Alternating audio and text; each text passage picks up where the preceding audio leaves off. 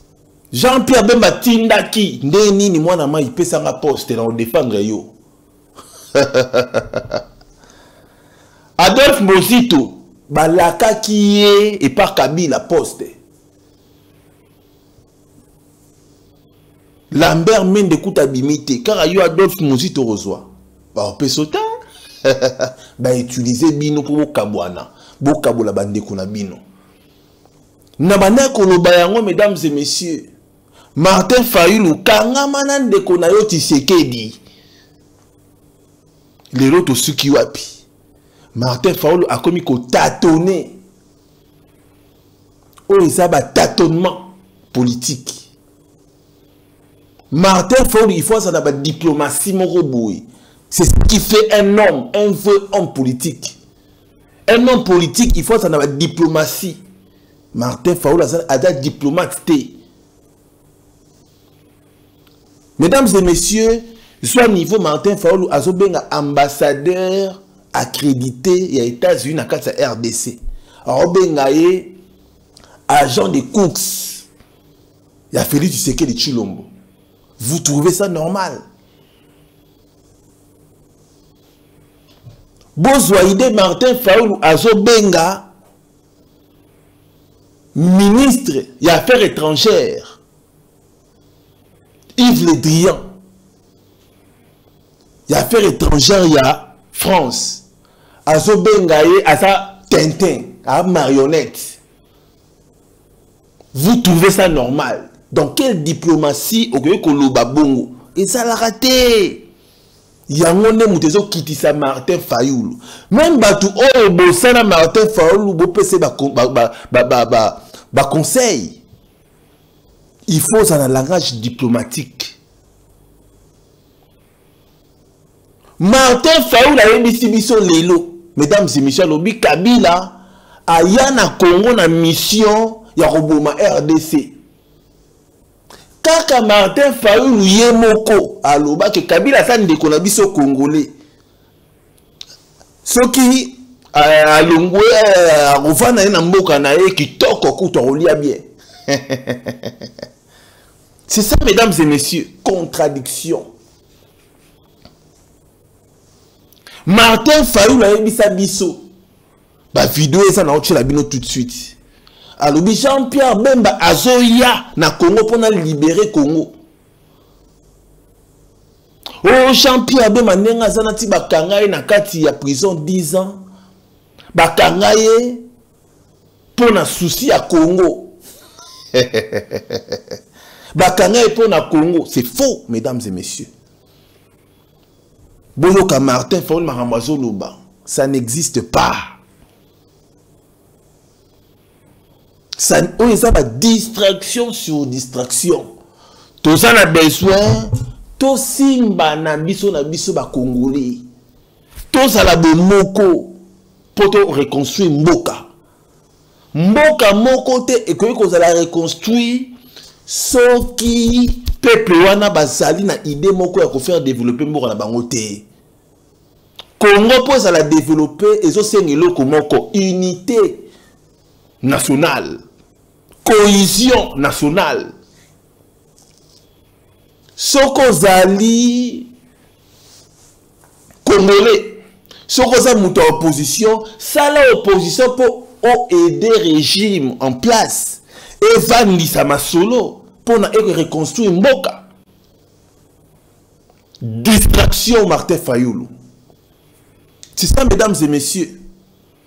Na lobiango que Martin Fayulu a joué la biso distraction. Botala, vous comprendre que Makambi di Pumbazo le baiser à solo. Obengi Kabila, il est mon frère. Kabila c'est notre frère. Arova na endenga lingi. Car ayomo Obengi Kabila te Kabila yakinde ko buma biswao. Te Kabila yakinde Arova. C'est des contradictions inutiles. Oso perdre valeur. Mesdames et messieurs, tous ici vidéo à kala parce que mi kono sali likambu tous ici vidéo à kala. Oloba kinini. On a loba qui sont na comme na pouvoir na robongisa Congo. Tshisekedi loba qui sont comme na pouvoir au kanga bureau aner. Oh ba prison est à souté. prison ça soute na kata aner. Oh soki na komi na pouvoir et loko dans ça là na robimisa ba prisonnier. To fane mukebu abimisi ba prisonnier. Donc mutaso bimisa ba prisonnier ezara Kabila. Tota la vidéo oyo après tozonga et loko nini Martin Fayulu alobaka pour na Kabila pe et loko nini o Martin Fayulu aye koloba lelo pour na Kabila. Botala après tozonga. Merci beaucoup. C'est que pour une fois au Congo, nous devons respecter les textes et je respecterai les textes. Que deviendra M. Kabila? M. Kabila est citoyen congolais. Que deviendra M. Kabila? M. Kabila est citoyen congolais. Il a sa place ici au Congo. Il fera ce qu'il voudra. Et du reste, la constitution est claire. Il est sénateur à vie. Et maintenant, l'Assemblée nationale vient d'adopter comment dire, une loi. M. Kabila est citoyen congolais. Que deviendra M. Kabila? M. Kabila est citoyen congolais. Il a sa place ici au Congo. Il fera ce qu'il voudra. Et du reste, la constitution est claire. Que deviendra M. Kabila? M. Kabila est citoyen congolais. Il a sa place ici au Congo. Il fera ce qu'il voudra. Et du reste, la constitution est claire. Il est sénateur à vie. Et maintenant, l'Assemblée nationale vient d'adopter comment dire, Messieurs, mesdames et messieurs, Bokibino Moko, Martin Fayulu Yemoko Alobi, M. Kabila est citoyen congolais, il a sa place au Congo. Ngai ni Pumba, na lobi Kabila a sa place na Congo te. Maintenant, dans le Bayango que Kabila a sa place au Congo. Mais ça, Martin Fayulu, ce n'est pas moi. Et ça, Martin Fayulu.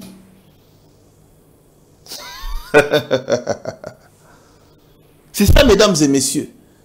Il a sa place au Congo à Gosala. Oh, Nyon Soye à Lingui.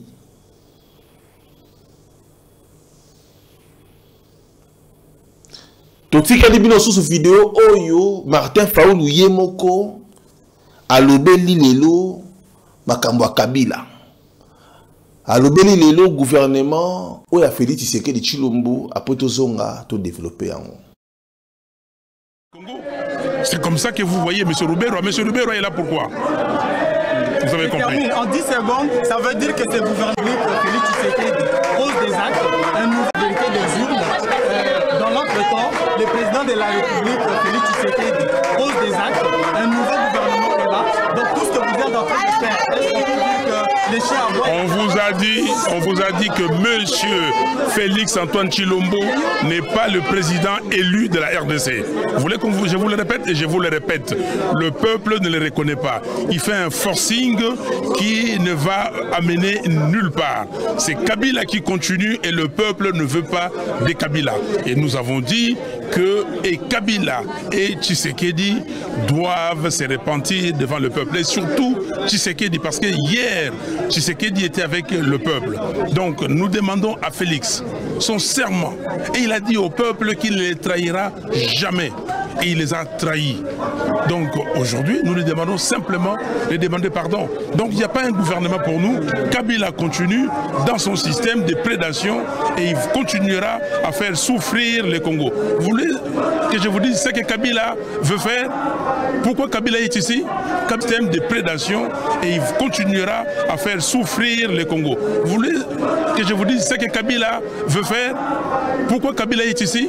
Kabila est ici pour le plan maléfique de balkanisation et d'implosion du Congo. C'est comme ça que vous voyez M. Roubero. M. Roubero est là pourquoi? Vous avez compris. En 10 secondes, ça veut dire que ce gouvernement ne vaut rien. Absolument rien, c'est Kabila. Mesdames et messieurs, Boyoki, Martin Fayulu, alobi que c'est Kabila qui dirige. C'est Kabila qui fait tout. Vous savez pourquoi Kabila est ici? C'est pour balkaniser les Congo. Et vous savez pourquoi ils ont choisi Roubero? Vous savez pourquoi? APC réponse à qui? Mesdames et messieurs, ngai ponanga, ce qui n'a pas Martin Fayoulou, n'a rien à ça. Premièrement, n'a rien à coller sa diplomatie. Ce qui n'a pas Martin Fayoulou, n'a rien à ça. Sincèrement, n'a rien à yebisa bandeko na biso ya la muka. Na lobby, pouvoir, na na zuyango, opposition. To kangama, to bundi po na koza pouvoir oyo. Et ça, Félix Tshisekedi Tshilombo, yete mutazu pouvoir na ndenge ya lolenge na ye moko te. Pouvoir wala to zuyango biso nyonso tout na ba combattant. To zuyango biso nyonso tout na ba mama ya mapa. To zuyango biso nyonso tout na ba to aloja. To zuyango biso nyonso tout na ba to ya lucha. Voilà. To zuyango biso nyonso tout parti politique nous surtout en opposition, bas combattant et ça pouvoir na bino. Il faut pas s'encaparer na yango. Et ça pouvoir ya bato FCCT. Pour na biso to mona Kabila tika pouvoir et ça biso ba Congolais de to boya ki Kabila tiki. Et ça Félix Tshisekedi té. La victoire oya Félix Tshisekedi Tshilombo, mesdames et messieurs, et ça victoire na biso ba Congolais. Et ça victoire, il y a gauche, il y a droite, il y a des Congolais ou des Bundaki. Banani Bundaki. De Martin Fayoulou. Martin Fayoulou Bundaki Bitumba, mesdames et messieurs. A soba gaz à Vimba Awa. Et ça pouvoir na bango. Opposition. Ngaso ki nazaki Martin Fayoulou. Nangana lo bango clair. To bundi Bitumba. Pour na to pouvoir oyo. Atanga na zuité. Ce qui n'a pas Tshisekedi azui, Tshisekedi azanga, tout ça, il y a une famille opposition. C'est ça, mesdames et messieurs. Moi, na mayele yangoana. Na tuli bino question, bino bakbozo landanga.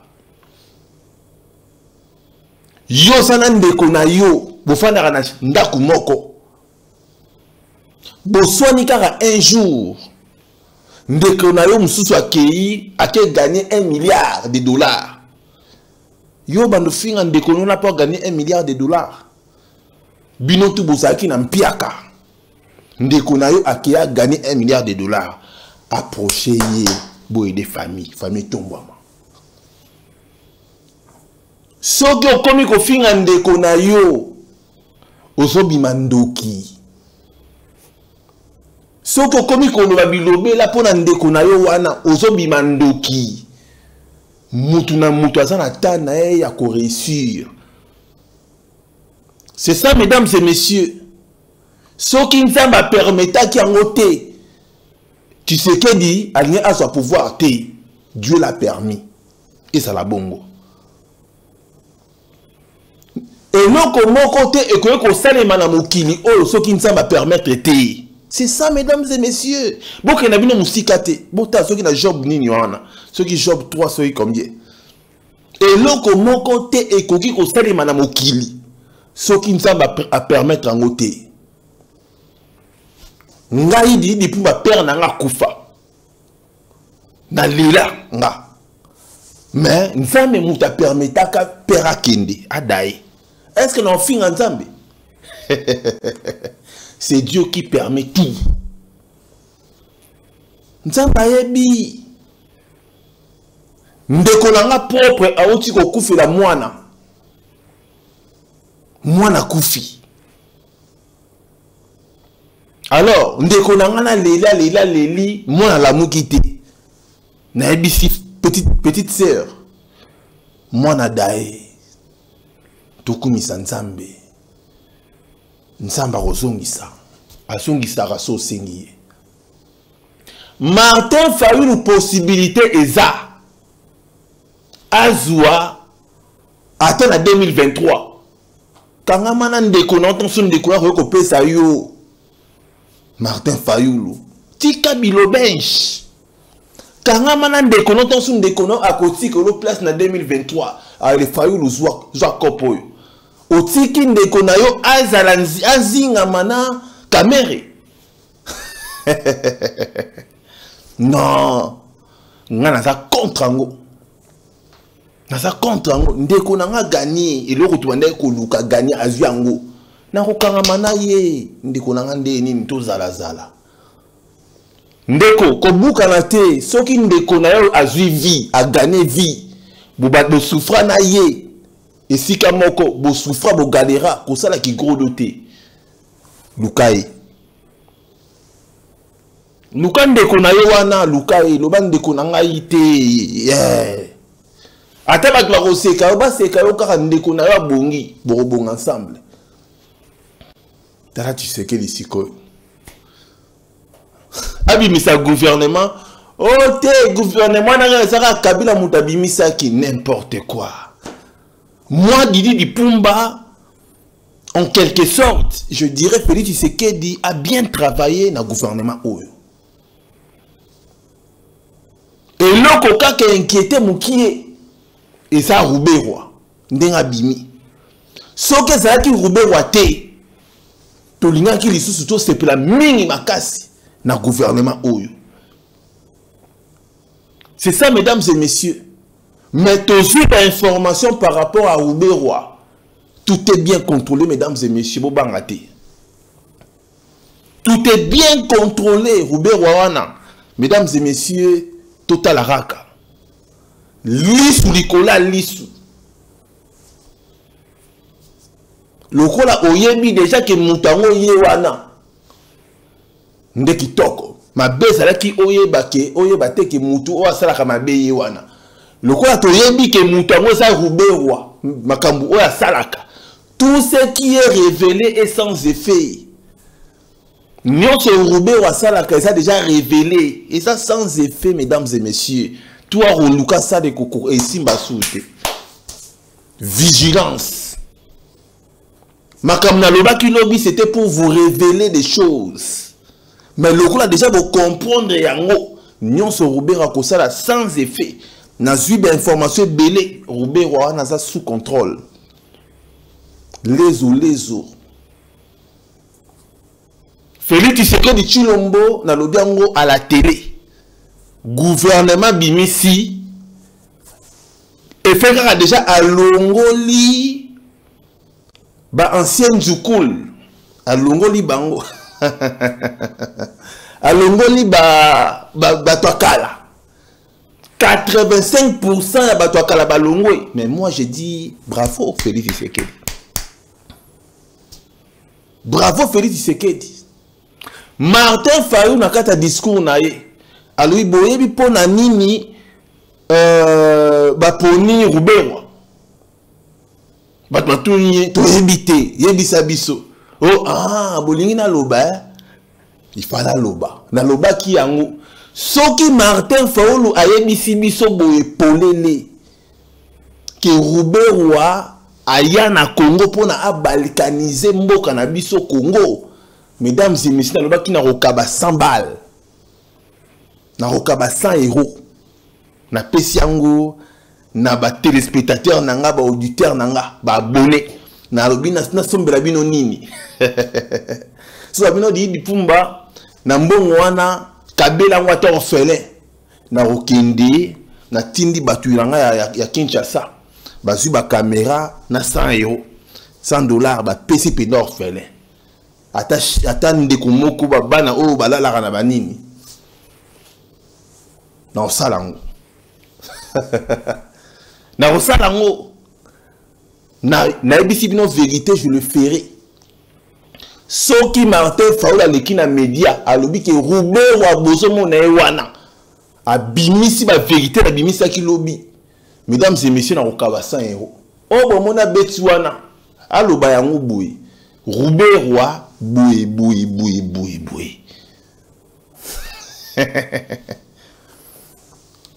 Au lieu d'attaquer Rouberois, on a attaquer Ndeko na Tshisekedi. C'est quoi ça? C'est quoi? Et ça n'est dit, tous on a sens ya Martin Fayou.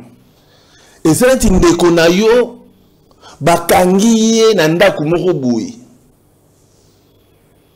Au lieu yo au battre Mutu akangeli ndeko na ndaku, yo komi ko finga ndeko na o bakangeli na kata cage. N'importe quoi.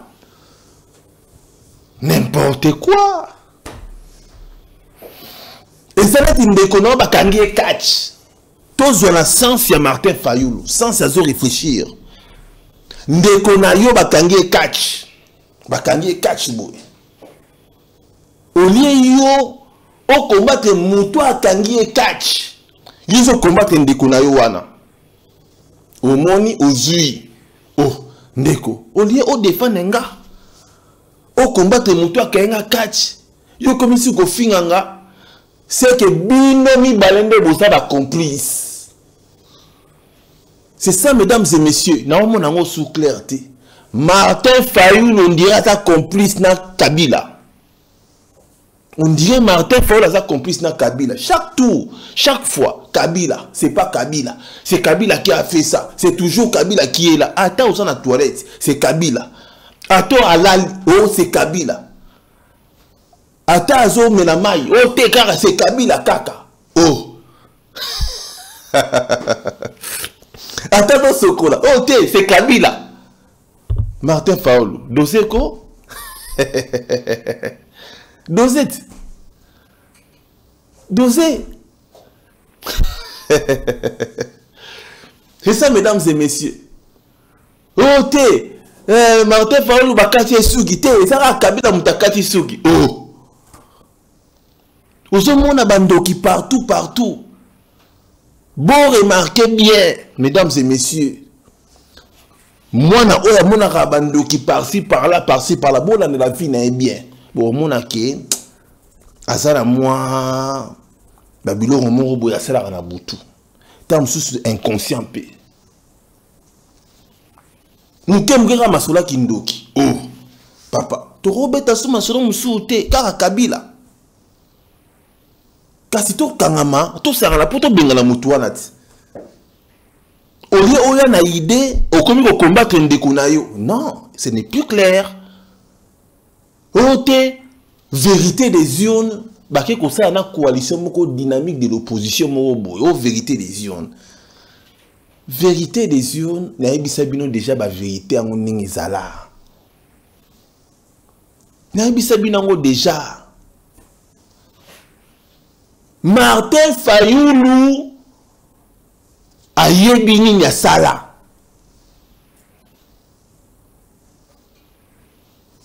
Celui qui trahit se fera aussi trahir. C'est la loi de la nature. Ceux qui ont trahir ndeko na yo, ndeko na yo pe wana ko trahir yo. C'est la loi de la nature. Celui qui tue par l'épée périra par l'épée. C'est la loi de la nature. Tout se paye ici-bas. C'est la loi de la nature. Bino boké à Genève. Moi, j'ai été à Genève. Boké bongo lisi ma et komi ji. Bolobino soki oya comme président. Alors ça a 2 ans à pouvoir. Pour changer la constitution à Genève. Pour signer un contrat par-ci, par-là, na mindele. Pour na bazwa, ba diamant surtout. Tout le monde a yango, mesdames et messieurs. Ndeko na bino propre. Matungulu. Aloba yango. Alobi l'amour que ça va distraction.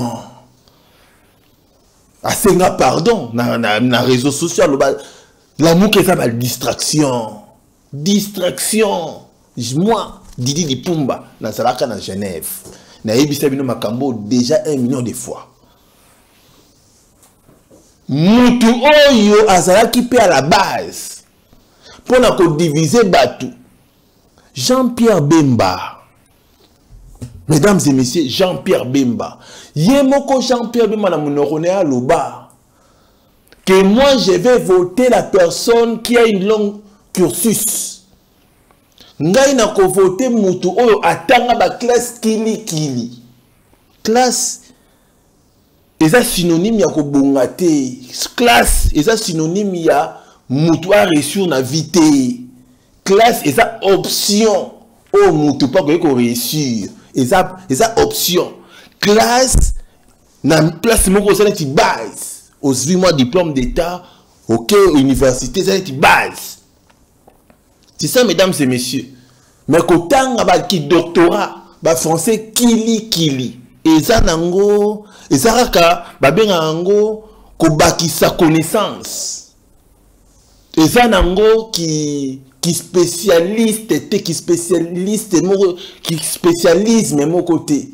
Et ça nango kaka ko bakisa connaissance. Français kili.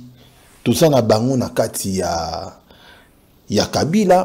Kabila dirigea na ba Lambert Mende. Quand Lambert Mende parle, aux autres ba vocabulaire, aux autres ba phrase, ba accord, aux autres ba français zolo ba ezo pesé, mais tala mutu o azo bimisa ba français kili alingi mboka tazo buma mboka. Nde yango na bolo ba ke mayele na français kili français eza mayele te mayele ezelo mususu. C'est ça mesdames et messieurs mayele babakisaka yango eza nti lelo na koyeko ko la espagnol na koyeko bakisa moi anglais na koyeko sala c'est ça na koyeko bakisa moi na koyeko se mettre à jour.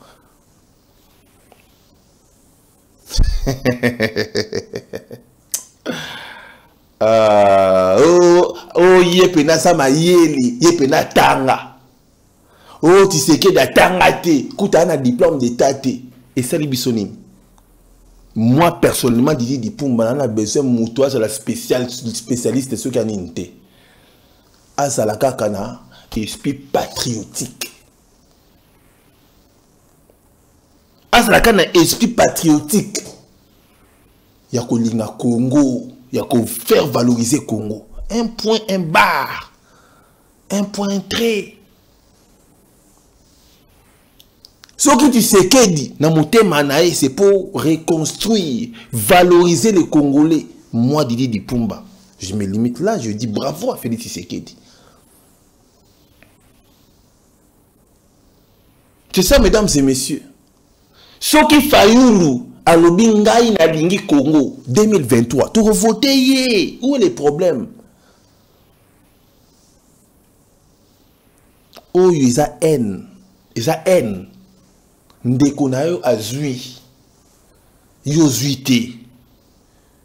Bete lanzami maboko. Le banzambe tourne nga peko ya.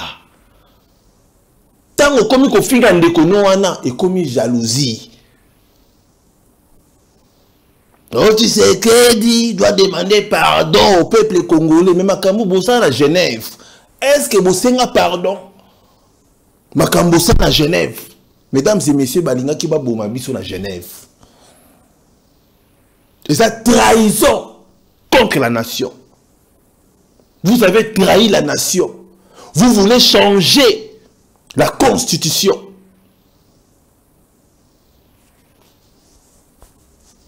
Et ça, haute trahison. C'est ça, mesdames et messieurs. Voilà. J'espère que ton lobby déjà base. Martin Fayoulou, Boyoki Makampa lobby. Moi, je crois que vérité des urnes et sa distraction. Dans le bien distraction. Pourquoi sa distraction? Parce que les autres sont ils na retard. Depuis Martin Fayoulou la banda vérité des urnes naïe na tout bino question. Boye bisangai et celle la biso ba congolais nini. Depuis Martin Fayoulou la banda vérité des urnes naïe. Nanze mounaye ya seye et sale la biso nini. Et là on est bongi c'est la biso. Ça fait déjà 7 mois yangoyo to betara seye et c'est la biso nini. et l'autre côté. Alors, et ça, la biso l'autre côté. Tu veux soutenir en côté. Ngai na soutenir en côté. Na soutenir Martin Fayulu sera une nouvelle séquence. Une nouvelle chose. Ya kolobake la muka biso tutoya. To kangamana Tshisekedi, to bengala Kabila. Là, je suis d'accord. Na ko appuyer yango. Mais tant ozo ya pour okabola ba Congolais, ozo le gisela biso tant. Nous voulons percer. Martin Fayulu tika distraction, c'est la distraction. C'est ça, mesdames et messieurs. Ce qui Martin Fayulu a sali malamu, moi je vais acclamer à sali malamu. Mais ce qui est une distraction, moi je le dirais à la télé ouvertement. Distraction. Ce qui est une distraction, mais c'est wana et benga la Kabila. Est-ce que c'est et benga ni Kabila? Mais c'est distraction. Soulèvement populaire. Tala bato belé ba ko ya mon anjili. Kingakati à 0 mètre côté aéroport. Otiki kingakati okei kobina na kati ya Sainte-Thérèse. Nde ya ngona nde comment soulèvement populaire. Non. Distraction. Distraction, mesdames et messieurs.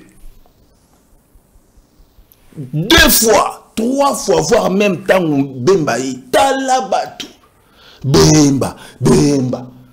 Martin Fayulu a dit biso mukolo Bemba koya na Congo pour la 2e tour. Mukolo Bemba koya na Congo. Akoya ko libérer biso. Martin Fayulu ba ki Bemba soka ya na Congo a ko libérer biso. Bemba ya na Congo a libérer biso. Mesdames et messieurs, avant de clôturer l'émission, Oyobota Makambu, Oyo Martin Fayulu Lobaka. Que Bemba soka ya na Congo. Libération. Ah, Nzambe. Sunga Congo. Bota la potozonga.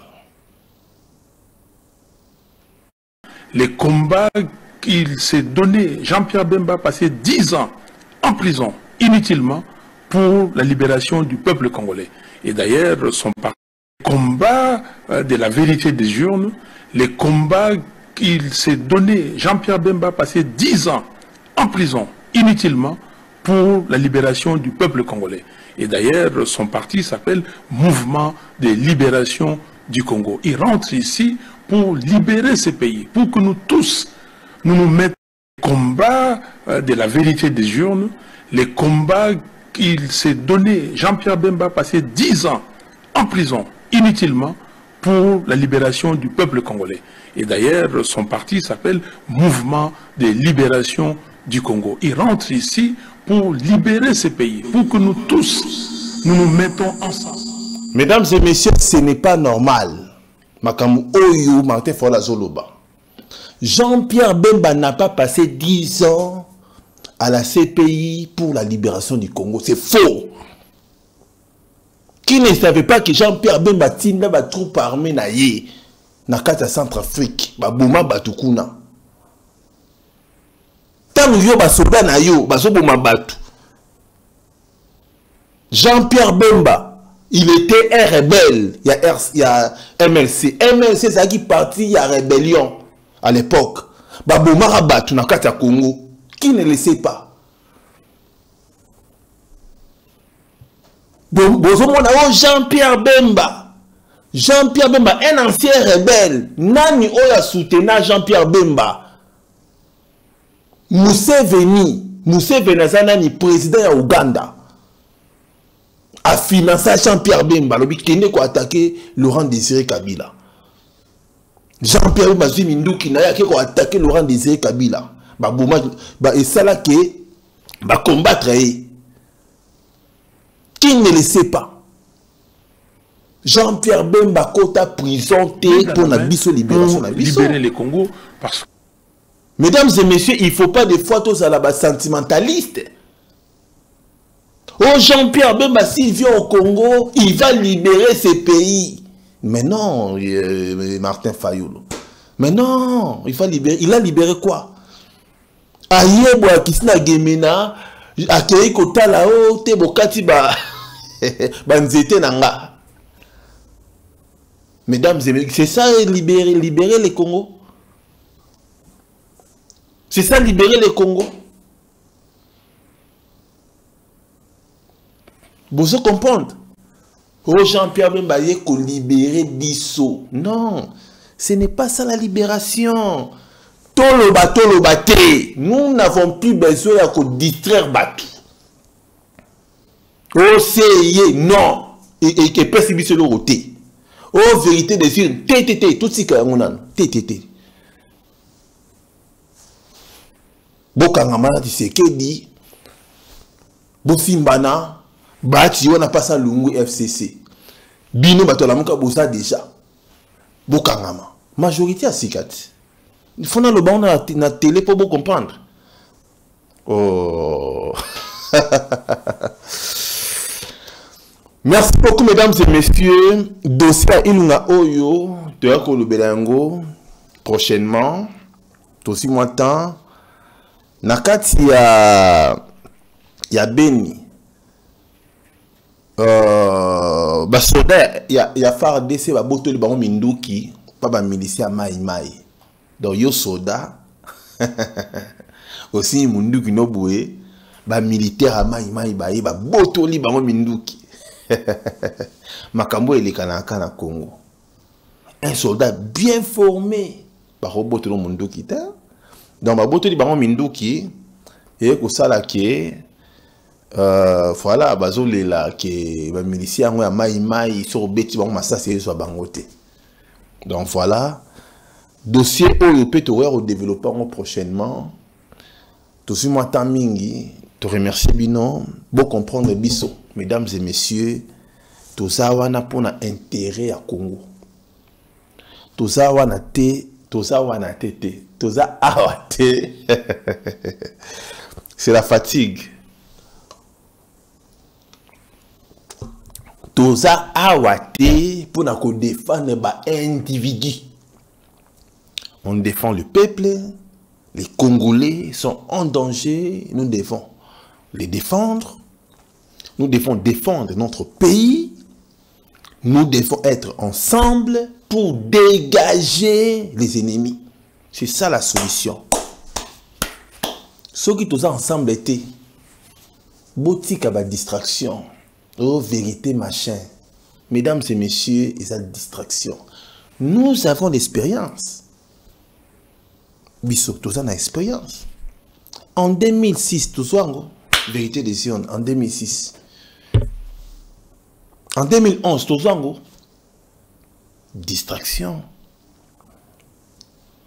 Les longs des faoules, il a bissot distraction, moi, Didi Dipumba, la loba qui a la télé. Soki Fayulu, tout ce qui dit, babimi comme ba président,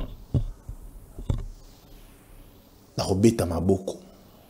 Soki Fayulu la bima qui président, na linga qui na beta maboko.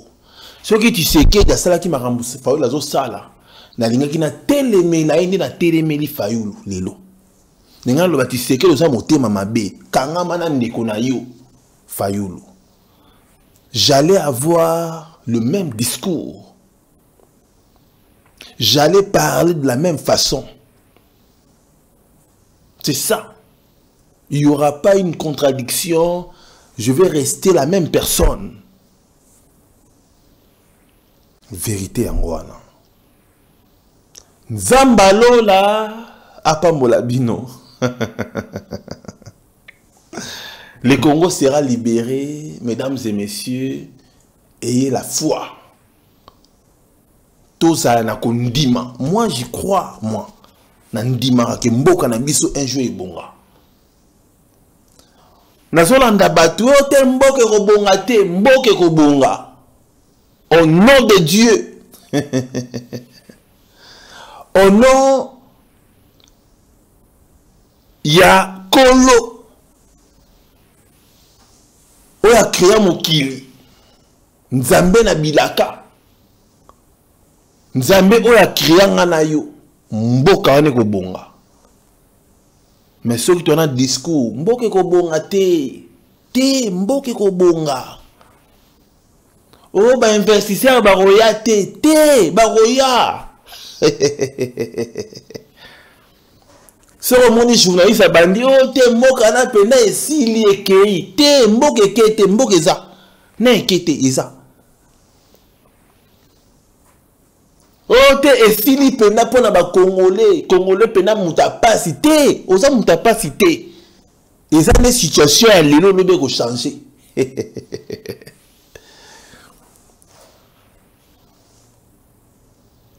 merci beaucoup. Happy Box TV. Happy Box TV, c'est la télévision autrement. Envie de voir vos chaînes préférées du Grand Congo, africaines et autres. Obtenez pour Happy Box TV. Bolanda biso na Happy Box TV. Ça veut dire décodeur Oyo. Ils ont la chaîne tout le monde entier, surtout en Afrique. Pour na batu nyonso pozotuna bolobi makambo Happy Box. Nga naza musika na kozwango wala. C'est facile comme bonjour. Ok na site na biso happybox.com kaka nde boboni bakomi wana obeti na acheter box okoti ocontacter biso to expliquer comment nino kosala po ozwango epa ya ba distributeur na biso baza partout dans le monde. Happy Box, c'est le meilleur de tous les box. Des sports, des films, des théâtres de chez nous, avec des chaînes exclusives comme Télé Maboki, chaînes religieuses et chrétiennes avec Happy Box TV, vos chaînes préférées accessibles directement sur le smartphone et tablette. Attendez plus, achetez votre box Happy Box TV à 50 € plus un mois de gratuit.